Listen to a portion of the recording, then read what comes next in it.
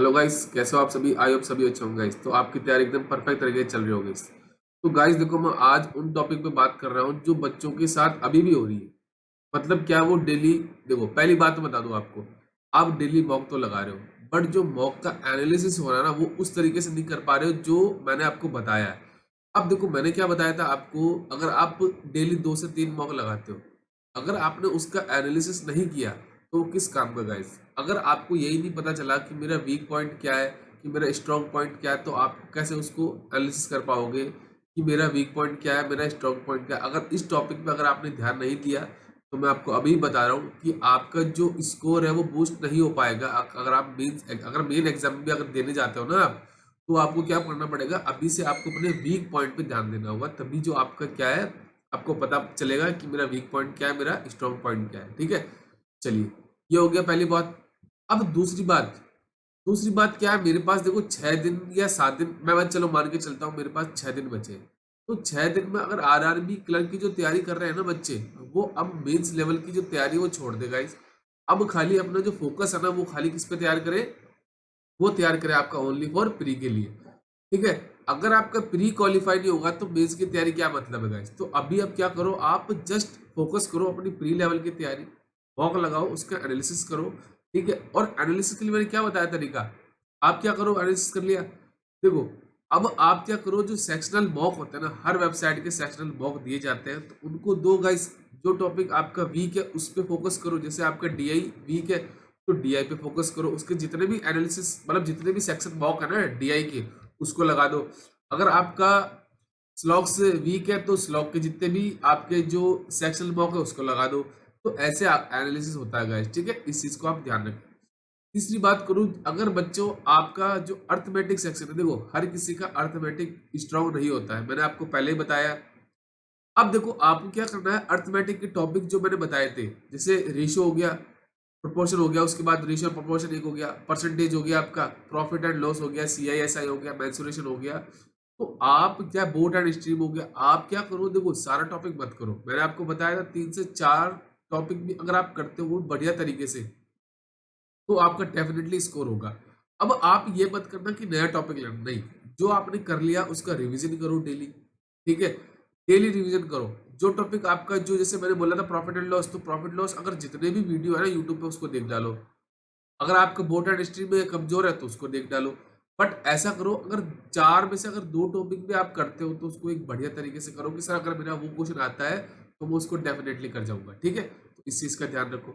उसके बाद मैंने बता दिया कि बेस की तैयारी नहीं करनी, जो आपके आरआरबी क्लर्क को फोकस कर रहे हैं। अब देखो उसके बाद क्या है कि आप मॉक तो लगा रहे हो, उसका एनालिसिस भी करना सीख जाओगे, बस जैसे मैंने बताया उस तरीके से। ठीक है, ये चीज आप ध्यान रखना। ठीक है, अब आपको क्या करना, देखो आपको एक तो नेगेटिव नहीं होना है कि अगर मेरे मार्क्स अगर 40 से 50 या 50 से 60 के बीच में आ रहे हैं कि सर मेरा परसेंटाइल भी कम है, मेरा एक्यूरेसी भी कम है, तो आपको इस चीज पे फोकस करना है।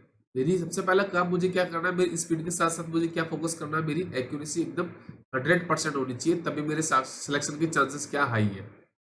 उसके बाद अगर नेगेटिव नहीं होना है आपको, नेगेटिव का मतलब क्या है, अगर आपके 50 मार्क्स भी आ रहे हैं बट आपके एक्यूरेसी अगर आपकी 100% है, तो आपको अपने आप को बूस्ट करना, कॉन्फिडेंस पे अगर आपको लेके चलना है।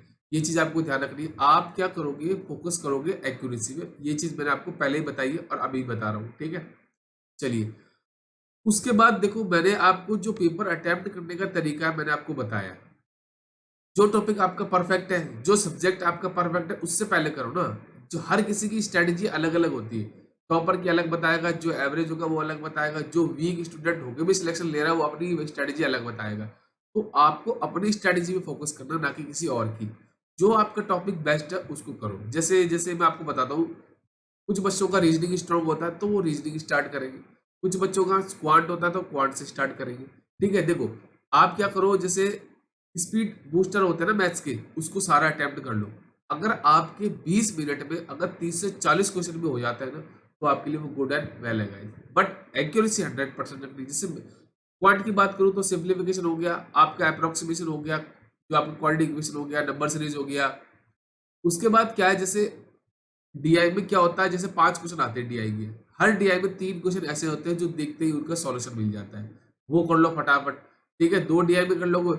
उसके बाद आप क्या करो, रीजनिंग देखो। रीजनिंग में क्या होता है, जैसे आपके स्लॉग हो गई, इनइक्वालिटी हो गई, अल्फान्यूमेरिक सीरीज हो गई, ये ऐसे टॉपिक है जिसको आपको मतलब आपको लिखना भी नहीं पड़ेगा, ये आप डायरेक्ट कर सकते हो। उसके बाद पजल कर लो। पजल में मैंने आपको बताया डेज बेस पजल पहले अगर आते हैं उसको कर लो, फ्लोर बेस आते हैं उसको कर लो आप, सर्कुलर हो गई आपकी, स्क्वायर बेस हो गई तो उनको पहले कर लो, बॉक्स बेस पजल आते हैं तो उसको देखो लास्ट में करना है, क्योंकि उसमें पॉसिबिलिटी क्या होती है आपकी हाई होती है।